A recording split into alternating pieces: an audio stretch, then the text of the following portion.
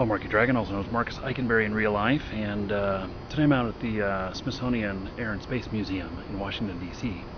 But I'm answering some questions here that have come into me on YouTube, and I have one here about WoW botting, and it's not really what you think it's going to be.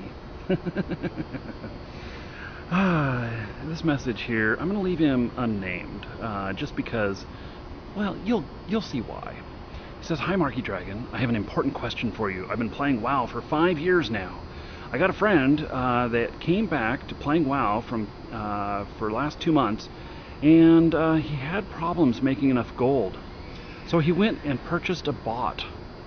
And now he's been farming for almost 3 weeks now. He's making 25k every day. He's my real life friend. And he's getting all of these other things that are so epic and everything, and why is he not getting busted? Why is it that nobody notices that he's botting?" And he says in here that he really doesn't think it's okay to for someone doing it, but what is he supposed to do? Should he report it to a game master? What should he do? And he says that that he's really tired of it. He doesn't like what's going on here. And he wants to get his friend banned. This is his friend in real life, mind you. And these days, so botting goes on a little bit. And here's something really interesting about botting and about how it works, and about how you can, how you get detected. And that is that it goes off of metrics and statistics.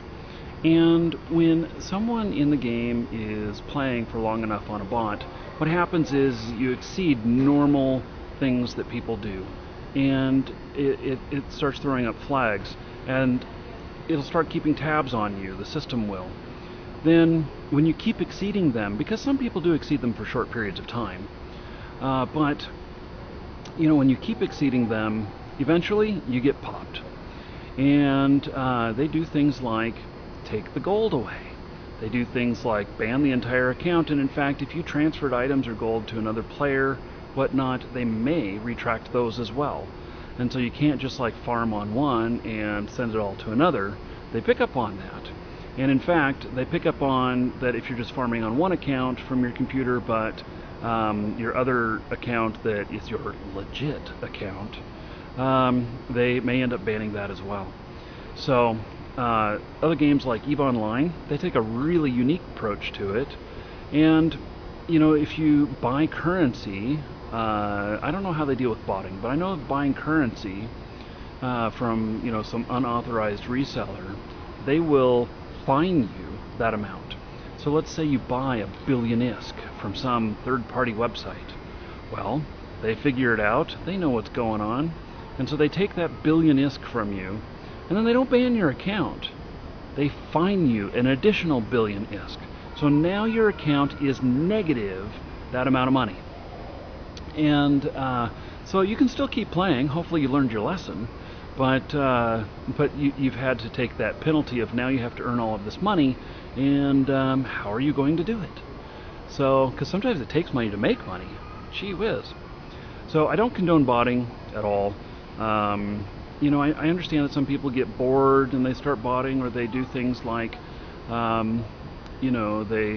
they want more money or whatnot. But it's no excuse. I also know that there's some other games that handle it a little bit different. World of Tanks.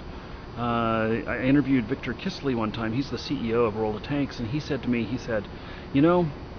bots, unless they're actually really causing problems in the game, they make great cannon fodder. Great things to shoot at. Now, I would never attempt, I love World of Tanks, and I would never attempt to run a bot in mine, but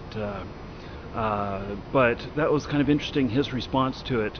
I do know that they do ban people, so maybe they are banning people for that, but what an interesting response that those people now become the targets and the things for the other players to shoot at. I run into bots every once in a while in World of Tanks, but it's not very often, and sometimes the bots are really dumb.